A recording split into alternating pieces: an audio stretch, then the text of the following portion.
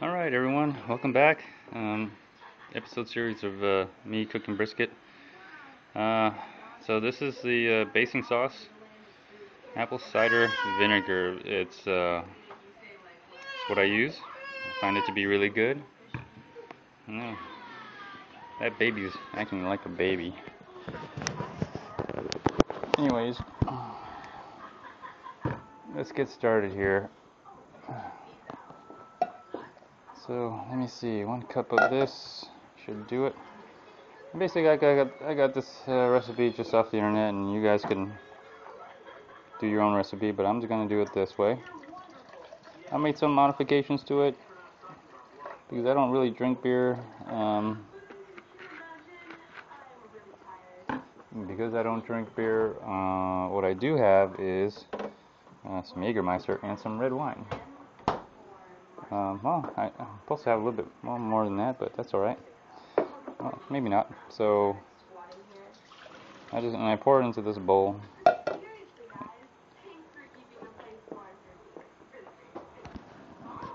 And then so many ounces. Let me see if it goes ounces.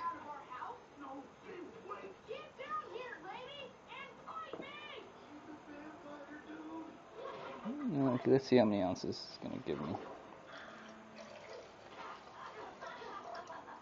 Well, that's about it. I'm just going to dump the whole thing. I like to use red wine. That's just me. You guys can use whatever alcohol you want to use. But I like the flavor of the red wine myself. So, and then let me see, what else do I like. I like a little bit of salt, a little bit of pepper. I'm just gonna guess, a little bit of salt,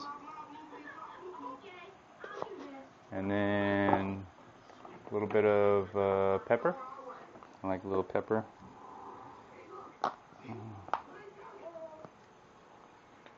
There we go.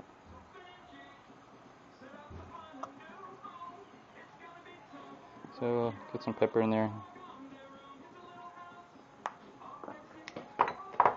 And what else? Some red pepper flakes, just to give it a little spice when it gets in there. It's my little spice rack here, I guess. I'm not sure what all this is. Let's see here. Where is my red pepper flakes?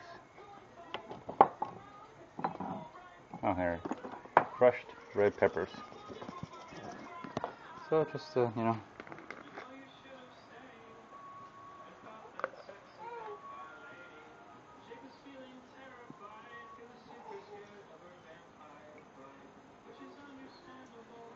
okay. Alright, and then what else is, the secret ingredient. Brown sugar. I love using brown sugar in my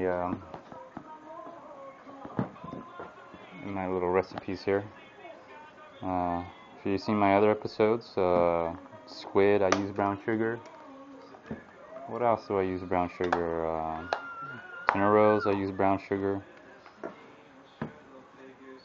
And what other brown sugar? Dinner rolls, my squid dish, and my rub. It just makes everything taste sweet. What can I say? So, brown sugar. There's the ultimate secret ingredient. And the other secret ingredient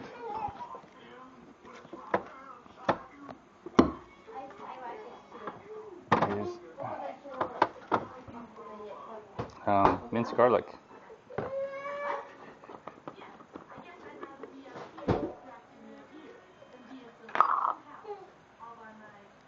So here's minced garlic. And I'll put maybe this much of garlic in there. Let's see how it looks.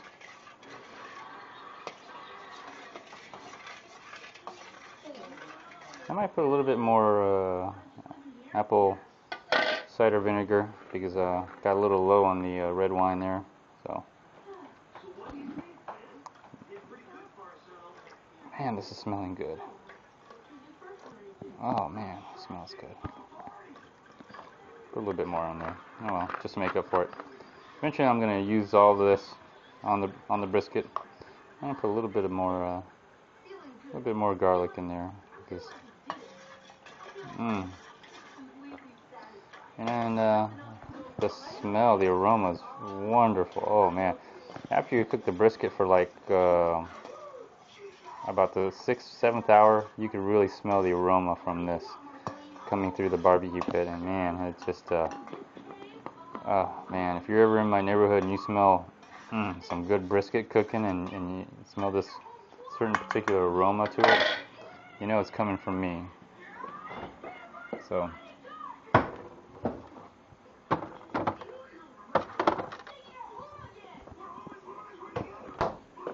Anyways, there it is. There's my basting sauce, and I don't have a mop, so let me see. What do I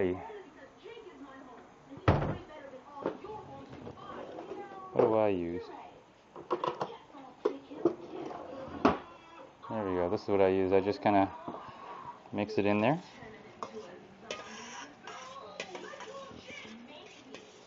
and I just pour it right on over the brisket. So let's go and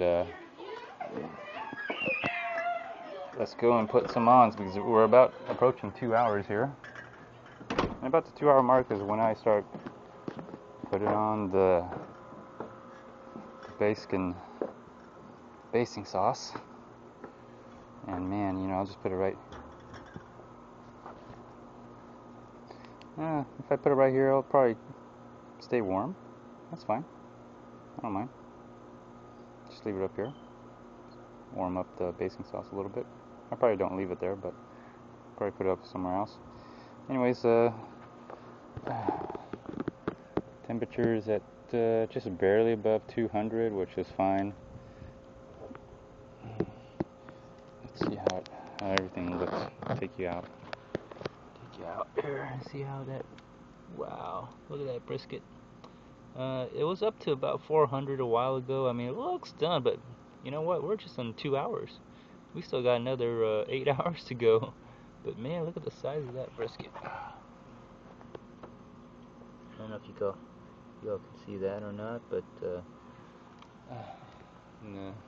got 3 blocks of wood here, and if you're all wondering what I'm using, it's just, believe it or not, that's just pallets. I'm using pallets. And I don't know if all I know is that when I eat my brisket, it tastes good. So I'm just using this as a source of energy, a heat source, to basically cook the brisket. And if you look on this side, man, this side looks the best, doesn't it? Look at that. Wow. So it's really starting to cook, which is good. Because if it wasn't cooking, I don't know what I'm here. So, anyways, let's open this baby up, shall we? I'm gonna put on my gloves because they're rubber coated and they keep my hands safe. The gloves are cheap. My hands are, well, priceless. That's what my wife says, anyway. My wife tells me she likes my hands nice and soft, not all coarse and burnt and scaly. Okay, so let's pull this out here. Oh.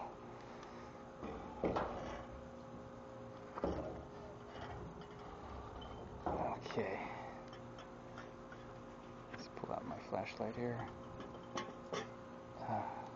See how it looks now. Sorry guys, a little crooked. There we go. Wow. A lot of ash on it, but that's all right. It's going. It's gotten a little smaller. Of course, I would expect that. If it didn't get smaller, something's not right. So I just kind of pour it right on. And the drip pan usually just catches everything, so that's all right. I just like to pour it right on right there.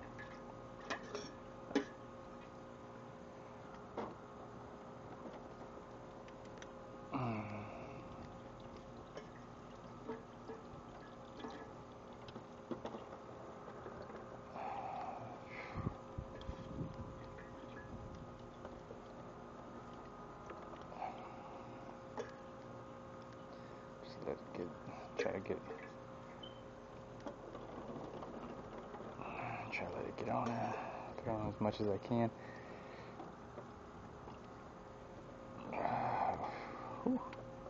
It's smoky, which is good because that's what I wanted. Alright, there you go. Let that just kind of sit in there. And I usually put this, should leave it right there. Usually that's alright. Looks like the fire's getting a little bit low, so I can put some fire in there. We can put this back. Alright. So basically at the 2-hour mark. And you know, that's usually when I start putting the basting sauce, yes? The basting sauce, excuse me. But as you see the fire right there, it looks like it's going good. I opened it up so it's down to 150, which, you know, low heat's fine because remember we're cooking this for like 10 hours at least. So 10 hours is a long freaking time. I'll tell you that much. So throw a little piece of wood up there on the middle rack. Let's see here. You just grab any one of these. I usually like these ones. Just throw it up there. Throw it in there as fuel. There we go. And now just keep it going. Now I'll keep the fire going. Those square woods, square ones on the bottom. Those are the ones that are really keeping that fire warm and going. Actually, the ones in the middle rack, they just kind of give out a quick burst of heat to make sure it doesn't, you know, the fire is not too low. But the bottom that are on the ground, the pieces of wood, the blocks, that's what really maintains a lot of that heat up in the oven or in that barbecue pit. So let me check in 15 minutes, and I'll be back in 15 minutes. Got that here. Let me pull you out real quick. So just want to make sure that y'all got a good view of it. So let's take a look one more time. It's gonna get a little smoky since I put some wood in there. Oh yeah. So let's see. Look at that. Oh yeah, it's starting to look real good. See that smoke coming through here, and oh yeah, that brisket's starting to look really good. It looks cooked, but man, I can't believe we got another 8 hours to go on this thing. So there's fire. I'm just gonna let it slowly burn. But like I said, the bottom part of the fire, where you see the logs, not the logs, but the blocks.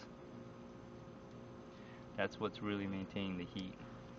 Matter of fact, I'm gonna go ahead and just push it in a little bit. And what I do is I just put these blocks on the bottom, and as they burn, I just push them in, and then when there's enough room for one more block, basically put another block in there, and that's how I keep the fire going 10 hours straight. And they burn nice and slow, as you can see right there. They burn nice and slow, and it does a magnificent job of just keeping and maintaining about a let me see here, see that, about a nice 250 degrees is where I want it. So it's a little low from opening, but it'll let the heat build back up again. But then again, you know, we're gonna cook nice and slow all night long, so it doesn't really matter if it's 150, 200, 300, 350, then goes back down to 100. You know, it's just a range. But on average, if you can keep that 250, it's gonna come out great. Yeah, got really good. Ooh. already. Anyways, by the morning time,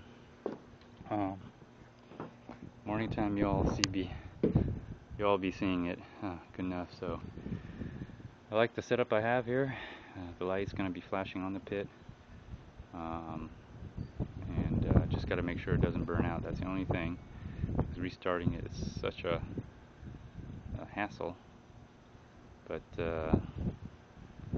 yeah, it looks like it's going good. So we got another 8 hours. I'll keep you all updated on this, and we'll see. I usually put the basting sauce about every hour to 2 hours, depends if I fall asleep or not. Anyways, and then I just put the basting sauce right here. That's the basting sauce. Of course, you saw that. A little red wine, apple cider. Brown sugar. I love using brown sugar. Red pepper flakes, salt, pepper, and that's pretty much it. Oh yeah, and the garlic. Don't forget the garlic. The garlic also brings out the flavor, especially when it's cooking up on top. All the heat just goes over that brisket and just warms up, and the fat, the juices and the fat just really gets into that meat, and that's what makes. Oh man, that just brings out the flavor. I just can't wait. I know you can't either. Anyways, I see my little light setup. Camera can't quite figure out what's going on, but there you go. There's my little light setup. It helps me see. It gives off a really soft lighting. I'm not sure if you can see that here. I have lighting in my little shed there, which gives off soft lighting, and I can see all the dry wood that I store there. And it looks really nice. It really is. These are all reclaimed. Not reclaimed, but basically these Christmas lights would have been thrown away, so I'm reusing them. And let me see, I think I saw a little frog here. It's that time of the year. Yep, there he is. Little buddy, what you up to? Huh? Oh, there you go. Gotta catch some of these guys, get some frog legs. Anyways, stay tuned for the next episode, which will be another basting, using the basting sauce. But you'll get to see the progress of the brisket, and I'll tell you what hour I'm at. So we're in 2 hours into it. Need 10 hours to go. Thanks again for tuning in. Bye.